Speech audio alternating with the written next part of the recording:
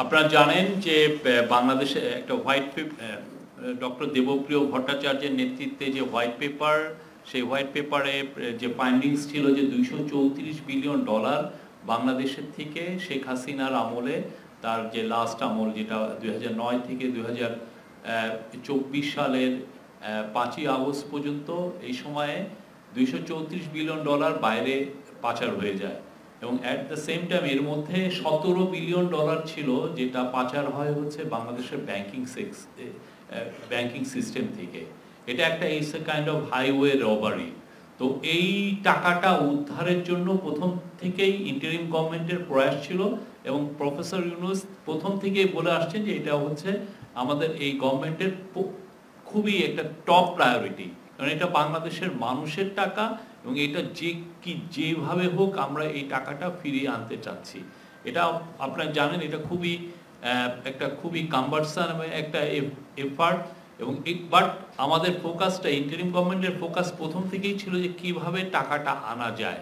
এবং সেই জন্য সেপ্টেম্বর মাসের 29 তারিখে একটা 11 সদস্য বিশিষ্ট টাস্ক ফোর্স করা হয়, এবং 11 সদস্য বিশিষ্ট টাস্ক ফোর্সের নেতৃত্ব দিচ্ছেন হলো সেন্ট্রাল ব্যাংকের গভর্নর, বাংলাদেশ ব্যাংকের গভর্নর আহসান এইচ মনসুর। তো এই টাস্ক ফোর্স এবং অন্যান্য যারা এজেন্সি, অন্যান্য গভর্নমেন্টের প্রতিষ্ঠান, তারা কতটুকু কি করছেন এই টাকাটা ফেরত আনার জন্য, এইটার প্রোগ্রেসটা কতটুকু, সেটার উপরে আজকে একটা বড় মিটিং হয়। এই বড় মিটিংয়ের নেতৃত্ব দিয়েছেন স্বয়ং চিফ অ্যাডভাইজার নিজে, এবং সেখানে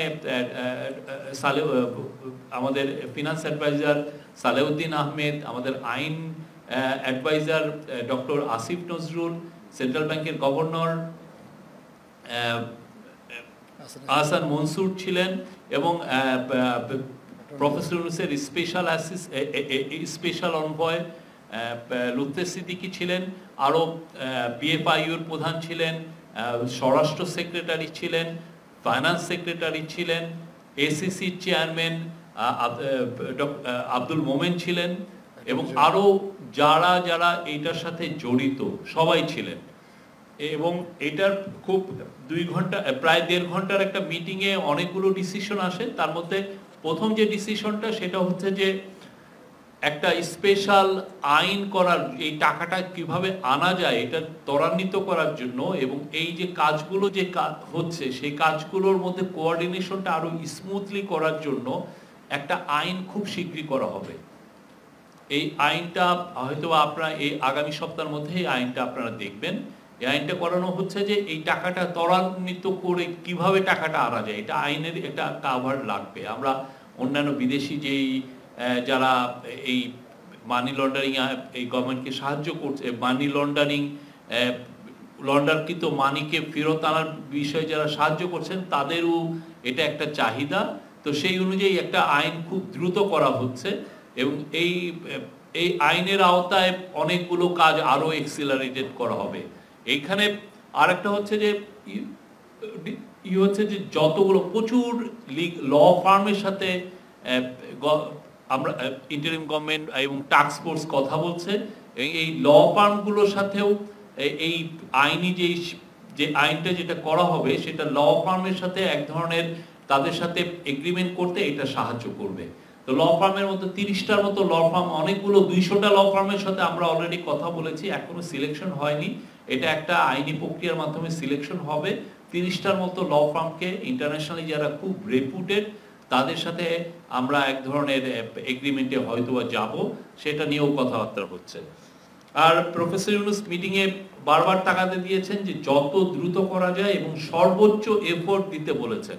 উনি বলেছেন যে এটা বাংলাদেশের মানুষের টাকা, এবং এইটা যত দ্রুত পারা যায় এই টাকাটা বাংলাদেশে ফেরত আনতে। উনি খুব প্রতি মাসে উনি বলছেন যে এটার বিষয়ে এখন থেকে প্রতি মাসে হাই পাওয়ার মিটিং হবে, এবং এটা জাস্ট ঈদের পরে আরেকটা মিটিং উনি ডেকেছেন যে এটা কতটা অগ্রগতি হচ্ছে এটা, এবং এটা এখন থেকে আশা করা হচ্ছে যে প্রতি মাসে এটার উপর মিটিং হবে।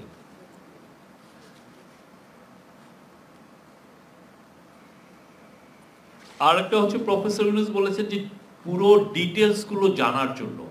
অনেক ক্ষেত্রে এই ডিটেলস এখনো আমরা মানে যেই পরিমাণ টাকা চুরি হয়েছে, যেই পরিমাণ টাকাও বিদেশে পাচার হয়েছে, এটার ফুল স্কোপটা কতটুকু হয়েছে এটা আসলে এখনো আমরা মানে যেটা জেনেছি আরো ডিটেলে জানা, কোথায় গিয়েছে টাকাটা, আসলে কিভাবে নিয়ে গেল, কোথায় গেল। এবং আজকের মিটিং একটা খুব ইম্পর্টেন্ট ফাইন্ডিংস ছিল, যেটা এনবিআর এর চেয়ারম্যান জানিয়েছেন, যে আপনারা জানেন যে অনেক ছেলে মেয়ে বিদেশে পড়তে যায়, অনেক ধনীর ছেলে মেয়ে যায়, ইভেন মিডল ক্লাস ফ্যামিলির ছেলে মেয়েও যায়।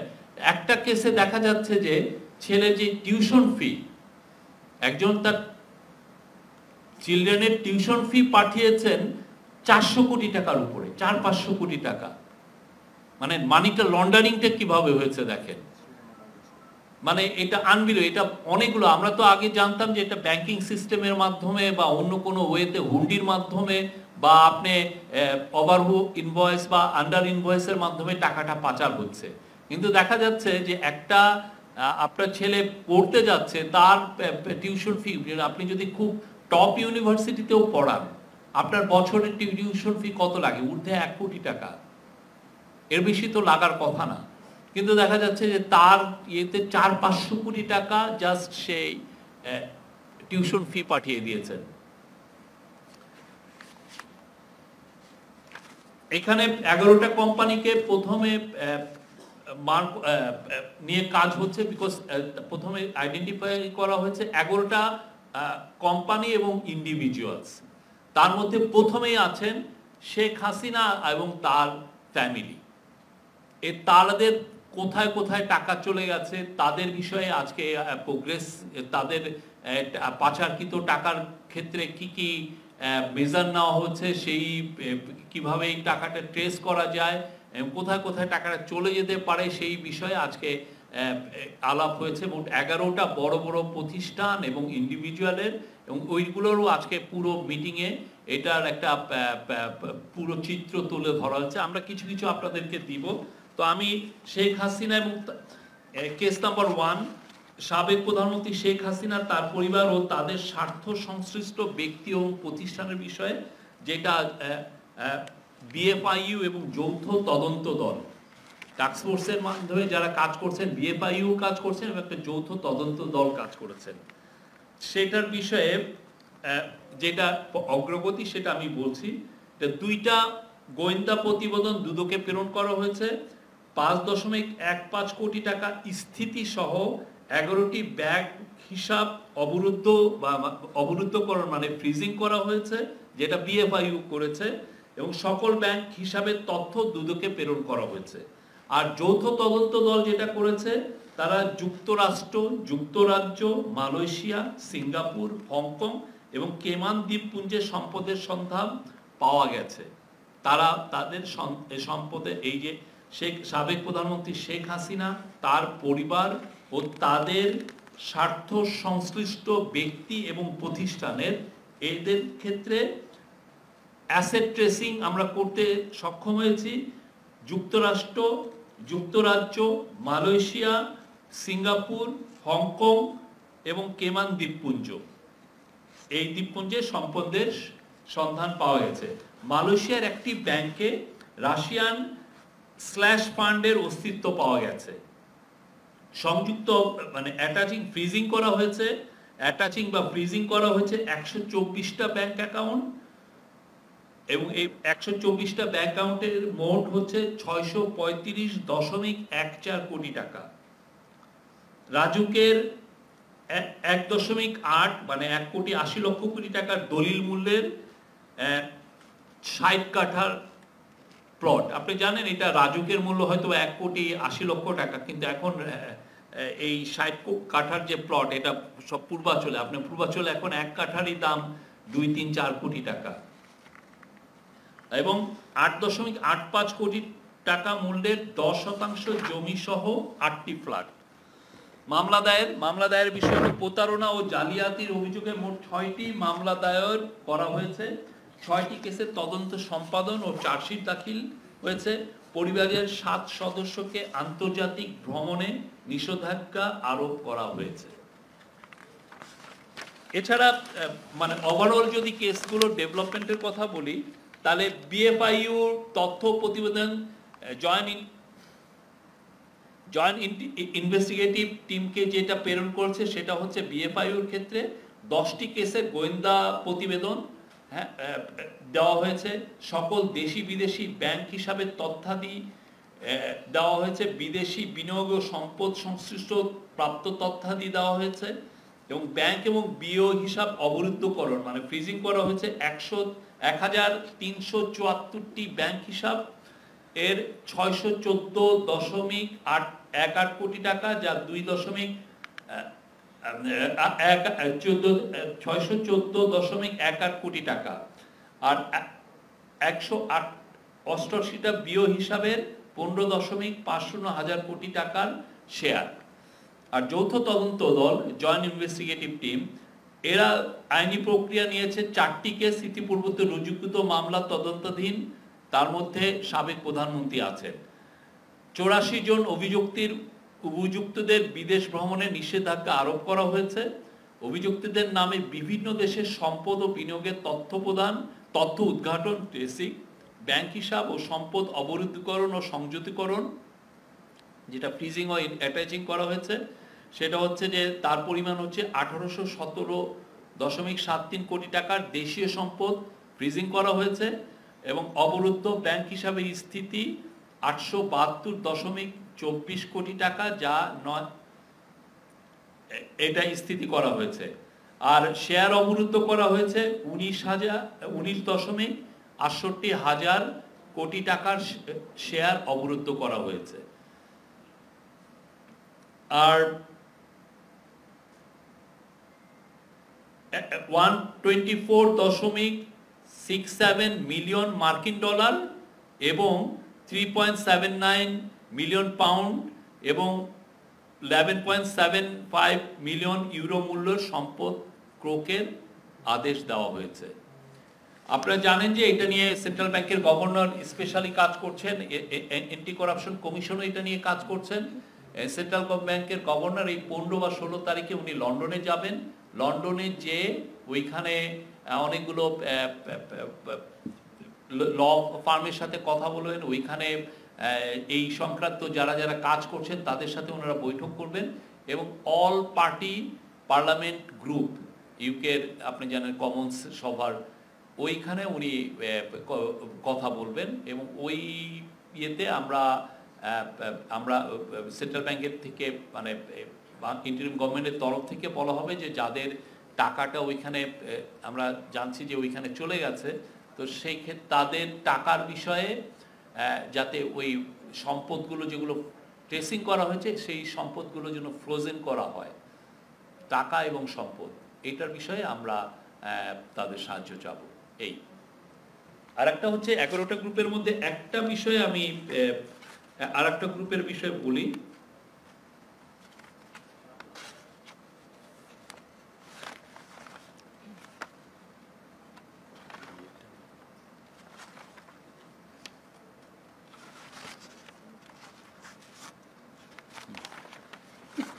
সাইফুজ্জামান চৌধুরী ও তার স্বার্থ সংশ্লিষ্ট ব্যক্তি এবং প্রতিষ্ঠান সমূহ।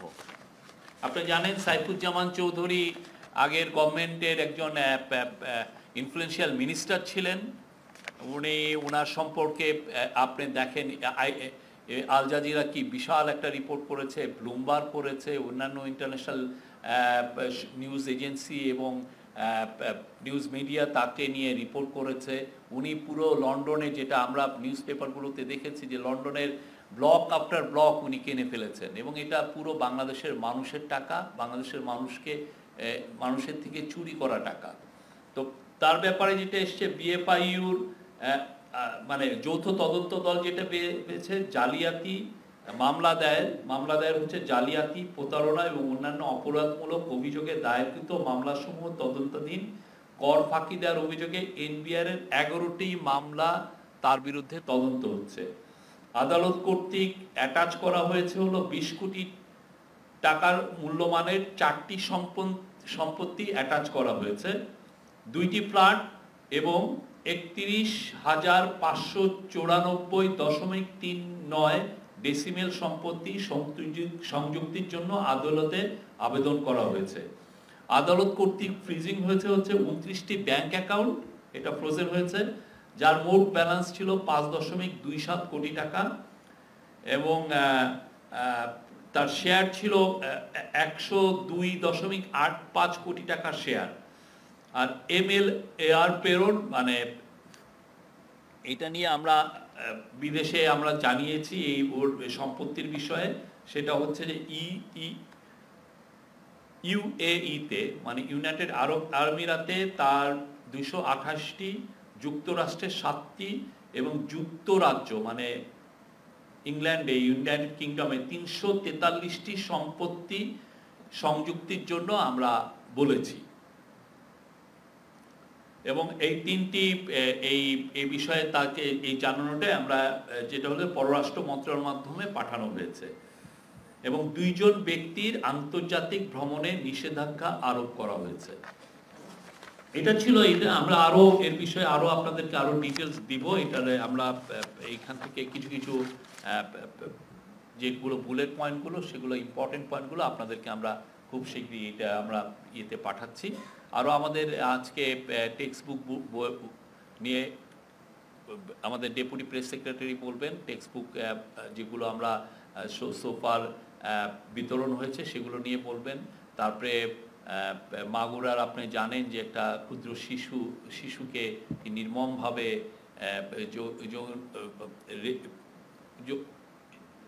রেপ করা হয়েছে, তার হেলথের একটা আপডেট আমরা দিচ্ছি। আর হচ্ছে যে একটু আগে আমাদের ক্যাবিনেট সেক্রেটারি জানিয়েছেন যে আমিনুল ইসলাম যিনি স্পেশাল অ্যাসিস্ট্যান্ট ছিলেন এডুকেশন অ্যাফেয়ার্স, উনি পদত্যাগ করেছেন। Thank you. আমি এখন বলে নিই তারপর।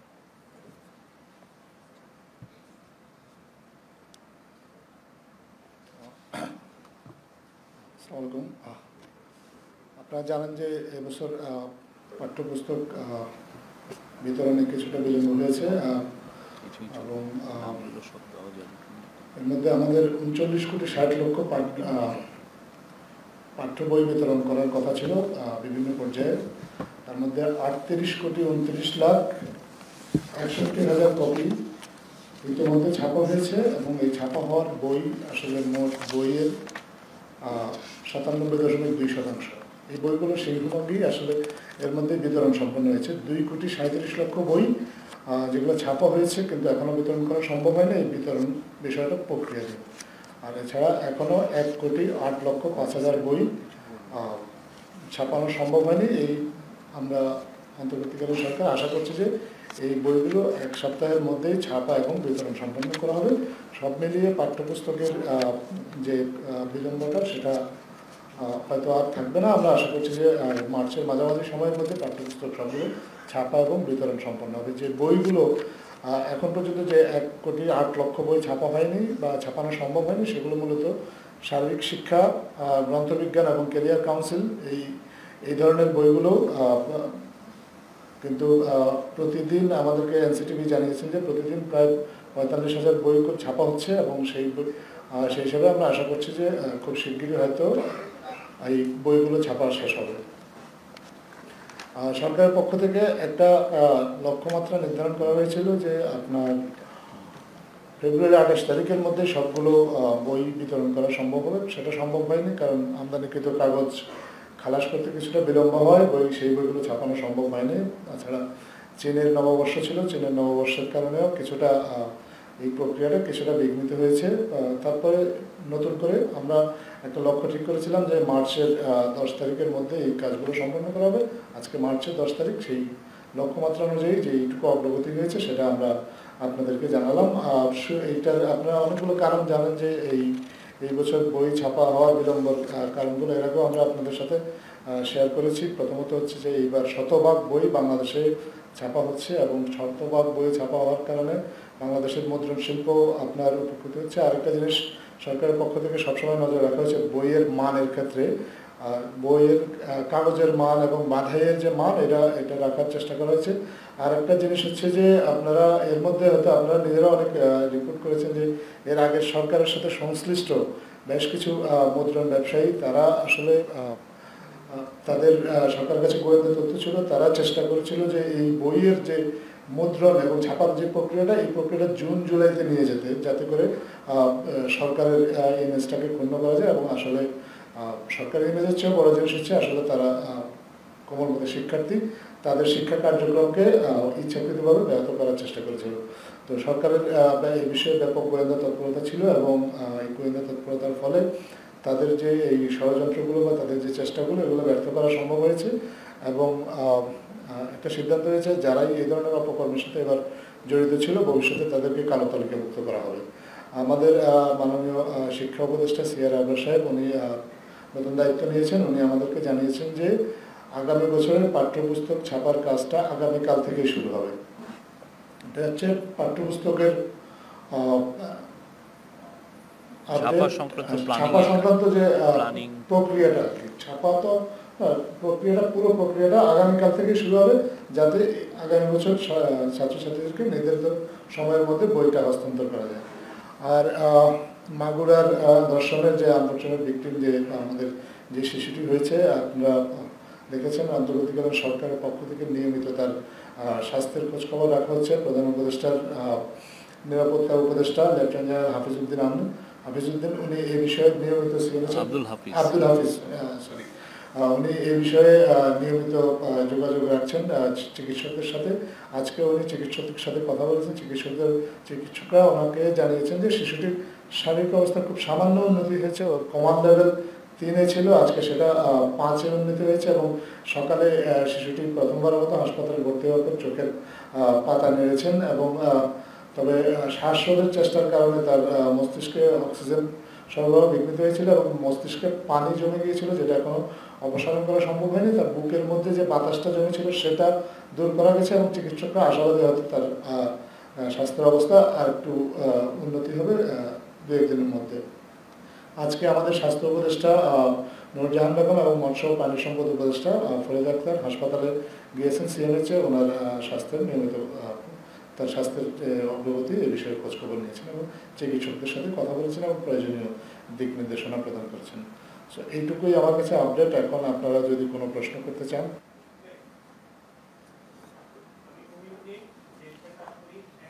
জিনিস যেটা হচ্ছে যে আপনি শেখ হাসিনা তার পরিবার এবং সংশ্লিষ্ট প্রতিষ্ঠান সমূহে অনেকগুলো আপনি লম্বা ইয়ে দিয়েছেন। আমরা জানতে চাচ্ছিলাম যে এই পরিবার যে প্রতিষ্ঠানগুলো কি, ঠিক আছে, সংখ্যা কত? আর আরেকটা বিষয় হচ্ছে 11টি গ্রুপের কথা আপনি বলেছিলেন, সেই 11টি। আর আরেকটা জিনিস হচ্ছে আমরা একটু আগে জানতে পেরেছি special assistant to education Aminul Islam সাহেব পদত্যাগ করেছেন এবং উনি বলেছেন যে প্রধান আমরা ক্যাবিনেট সেক্রেটারির সাথে কথা বলেছি। উনি বলেছেন যে উনি পদত্যাগ করেছেন। এইটুকু পর্যন্তই আমরা জানি। ওনার পদত্যাগপত্রে উনি কি লিখেছেন এই বিষয়ে এখন পর্যন্ত আমরা কিছু জানি না। সেটা আপনারা ওনার সাথে কথা বলবেন। আমরা আমাদের তো যেটা পদত্যাগ পত্রে যেটা লেখা হয় সেটাই তো আমাদের বিষয়, আমরা দেখার বিষয়। আমরা যেটা জানি যে সেটা হচ্ছে যে উনি পদত্যাগ করেছেন, উনি পদত্যাগপত্র জমা দিয়েছেন, এই বিষয়ে আমরা জানি। আর 11টা এটা আমরা এখনই এর নাম কিছু লিগাল বিষয় আছে, সেগুলো আমরা এর নামগুলো দিচ্ছি না। আর শেখ হাসিনার যে বিষয়টা আসছে সেটা হচ্ছে যে শেখ হাসিনা, তার পরিবার, তাদের স্বার্থ সংশ্লিষ্ট ব্যক্তি ও প্রতিষ্ঠান। এখন বিষয়গুলো অনেক কিছু জিনিসের ইনভেস্টিগেশনের স্বার্থেও আমরা নামগুলো অনেক ক্ষেত্রে নিতে পারছি না, বাট এগুলো পুরো এটা আইডেন্টিফাই করা হয়েছে এবং সেই অনুযায়ী ইনভেস্টিগেশন করা হচ্ছে। কারা কারা তাদের সাথে কনসার্ন, কারা তাদের সাথে কোথায় কোথায় স্বার্থ সংশ্লিষ্টতা আছে সেটা দেখে সেই অনুযায়ী ইনভেস্টিগেশন করা হচ্ছে। হ্যাঁ, সেটা অবশ্যই দিব। আমরা যে দুইটা বিষয় বলেছি, এইটা পুরোটা আমরা আপনাদেরকে দিব।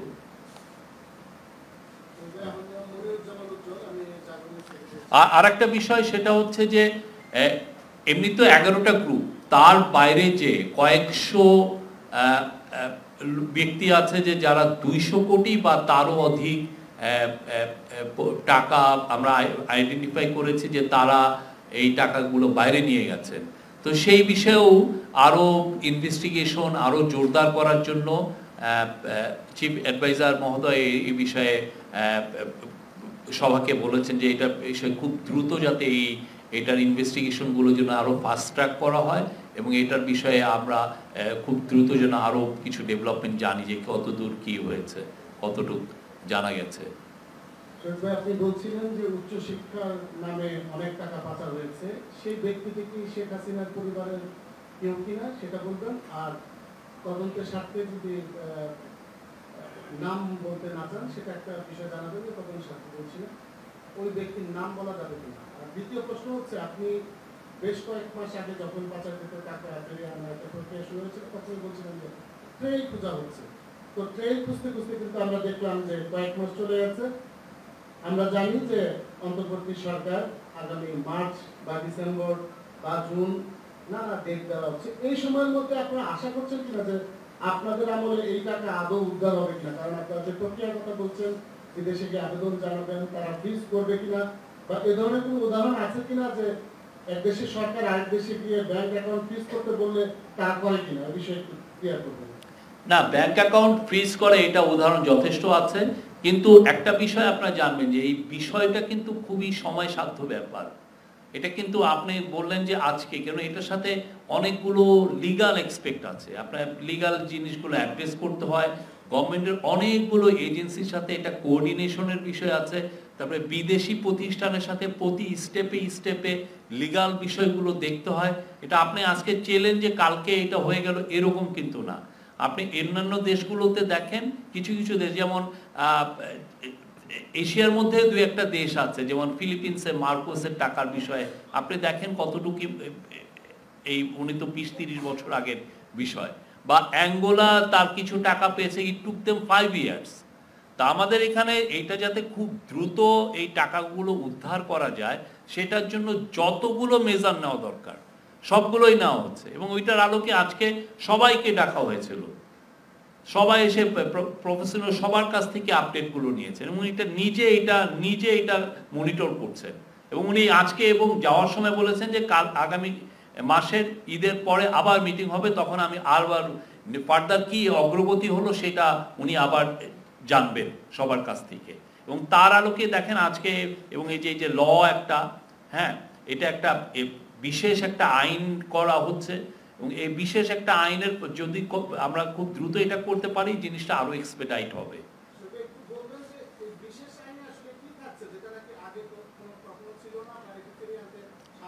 এইটা বিশেষ আইনটা যেটা হয় যে ইন্টারন্যাশনালি এইগুলো একটা রিকোয়ারমেন্ট থাকে, এটা যাতে বিশেষ আইন করলে হয় কি যে পুরো সব এজেন্সিগুলো যারা এই কাজের উদ্ধারে নিয়োজিত সবাই তখন একটা সেন্ট্রাল বডির আন্ডারে একটা কাজ করতে পারে, তখন কোঅর্ডিনেশনটা ইজি হয়। এবং বিদেশি যেগুলো প্রতিষ্ঠান আমাদের সাথে অনেকগুলো ইন্টারন্যাশনাল অর্গানাইজেশন কাজ করছে, হ্যাঁ, আর প্রফেসর ইউনূস যেই সমস্ত দেশে গেছেন, যেই সমস্ত ওয়ার্ল্ড লিডারের সাথে কথা বলেছেন, সবাই কিন্তু যে তাকে এসে বলেছেন যে তোমার কি হেল্প লাগবে তোমরা আমাদেরকে জানাও, এবং সেই অনুযায়ী উনি আজকে সবাইকে বলেছেন যে এটা আমাদের একদম টপ প্রায়োরিটি, এবং এটা যে করেই হোক এই টাকাটা আনতে হবে। এটা বাংলাদেশের মানুষের টাকা, আমার আপনার পকেটের থেকে টাকা এরা নিয়ে গেছে, আমার আপনাকে তারা গরিব বানিয়ে তারা লন্ডনে একটার পর একটা ব্লক তারা কিনেছে, ভয়ানক একটা বিষয়। এবং এটা আমার আপনার চোখের সামনে এটা একটা হাইওয়ে রবারি হয়েছে।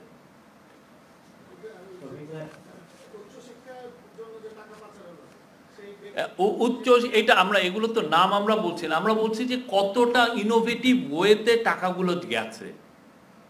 আমরা তো জানতাম কি যে এটা একটা ওভার ইনভয়েসিং, আন্ডার ইনভয়েসিং এ বা ব্যাংকিং সিস্টেমের মাধ্যমে বা হুন্ডির মাধ্যমে টাকাটা চলে গেছে, কিন্তু দেখা যাচ্ছে যে না, কি ওরা কিছু কিছু জায়গায় লুপ হোল খুঁজে 400 করে, পৃথিবীতে কারো টিউশন ফি 400-500 কোটি টাকা আছে। এইটা আমরা এখনো ওনার আইডেন্টিটি আমরা এখনো রিভিল করতে পারছি না, সরি।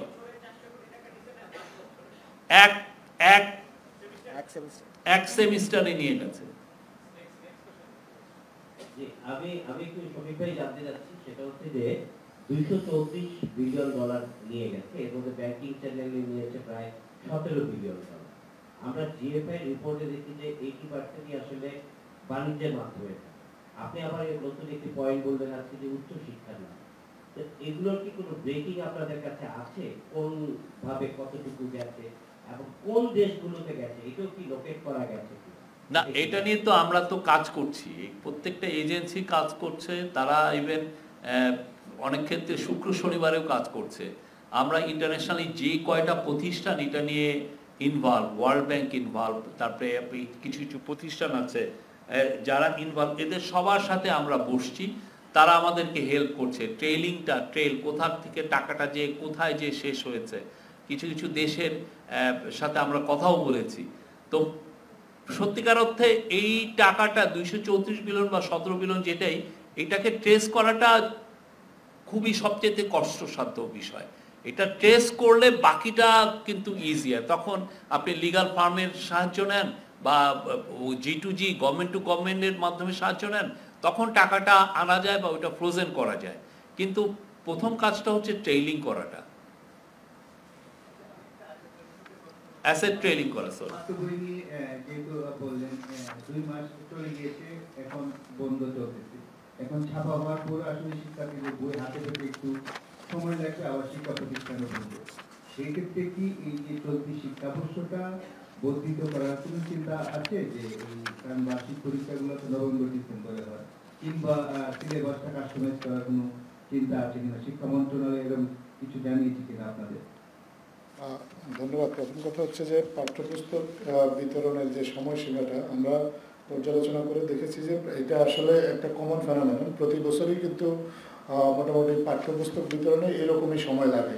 আপনি যদি আমাদের কাছে যে তথ্য আছে তাতে আমরা যদি দেখি যে গত বছরও কিন্তু পাঠ্যপুস্তক বিতরণ শেষ হয়েছিল মার্চ মাসের 7 তারিখ। সেই হিসাবে এইবার যে খুব বেশি বিলম্ব হয়েছে এরকমটা বলা যাবে না। তারপরেও পাঠ্যপুস্তক বিতরণের যেটুকু বিলম্ব হয়েছে, এটুকু বিলম্বের ফলেও যদি শিক্ষার্থীদের যদি সেরকম কোনো প্রয়োজনীয়তা দেখা দেয় তাদের সিলেবাস বা অন্য কোনো একাডেমিক কোনো কিছু রিভাইজ করার, তাহলে নিশ্চয়ই সংশ্লিষ্ট কর্তৃপক্ষরা এটা ভেবে দেখবেন। তবে এ বিষয়ে আপাতত কোনো সিদ্ধান্তের কথা আমাদের জানা নেই।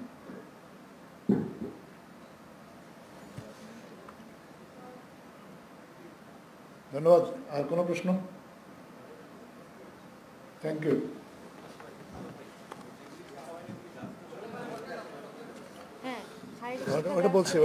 আমি মালয়েশিয়ার বিষয়ে বলতে পারি। হ্যাঁ, আমাদের কনসালটেন্ট মালয়েশিয়ায় গিয়েছিলেন ফেব্রুয়ারিতে, এবং মালয়েশিয়ার যে এসসিসি তাদের সাথে কথা বলেছেন এবং তাদের সাথে তাদের মানে এক্সপেরিয়েন্সটা শেয়ার করেছেন। তো এবং মালয়েশিয়ার যে প্রাইম মিনিস্টারের যে অফিস তার সাথেও কথা হয়েছে। হ্যাঁ, তারা বলেছে যে তারা বাংলাদেশের সাথে তাদের সাপোর্টটা আরও খুব গভীর পর্যায়ে নিয়ে যেতে চায় এবং বাংলাদেশের অ্যাসেট রিকভারির ক্ষেত্রে তারা খুব বাংলাদেশকে হেল্প করতে চায়।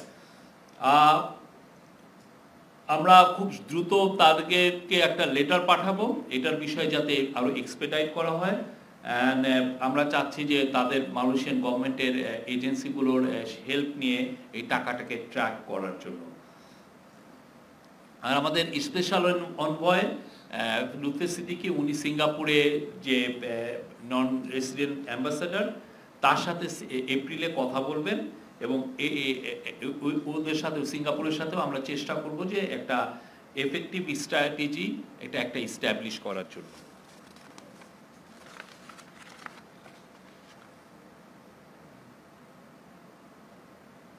আর আমাদের গভর্নর 17 তারিখ, মার্চের 17 তারিখ ইউকের all party parliamentary group on করাপশনে উনি কথা বলবেন এবং কথা বলার যে সাবজেক্টটা হবে হচ্ছে need for UK to support Bangladesh on asset recovery. এই বিষয়ে কথা বলবো এবং আমাদের চাহিদাটা আমরা যেই জিনিসটা তাদেরকে বলবো যে যেই টাকাটা ওইখানে চলে গেছে এবং যেই অ্যাসেটগুলো ট্রেস করা হচ্ছে সেই অ্যাসেটগুলো যাতে ফ্রোজেন করা হয়।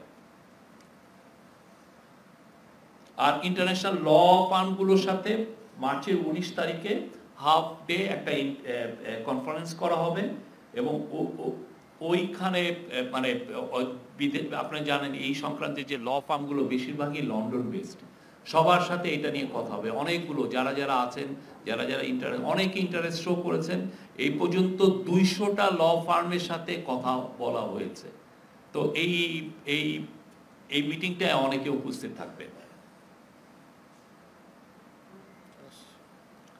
এবং এর সাথে যেটা হবে যে ফরেন অফিসের সাথে কথা হবে ওনাদের, তারপরে ডিজি ন্যাশনাল ক্রাইমস এজেন্সির সাথে কথা হবে এবং কারেন্ট এবং ইমিডিয়েট পাস্ট ইউকে জাস্টিস সেক্রেটারির সাথেও কথা হবে।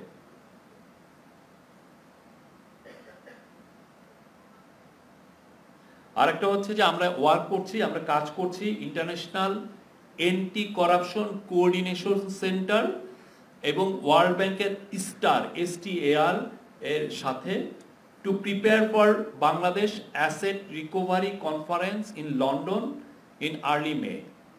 হ্যাঁ, এটা লন্ডনে হবে। হ্যাঁ হ্যাঁ হ্যাঁ, এটা হচ্ছে ওদের সবার সাথে বসে একটা মিটিং হবে এবং এই যেখানে 8 থেকে 10টা কান্ট্রির যেখানে আমরা সাসপেক্ট করছি যে মানি ডেস্টিনেশন হয়েছে সেই বিষয়ে আলাপ হবে। বাংলাদেশ টাস্ক ফোর্স মেম্বার, বাংলাদেশের যে 11 সদস্য বিশিষ্ট যে টাস্ক ফোর্স মেম্বার এবং আদার কি স্টেক হোল্ডার্স এখানে অ্যাটেন্ড করবেন।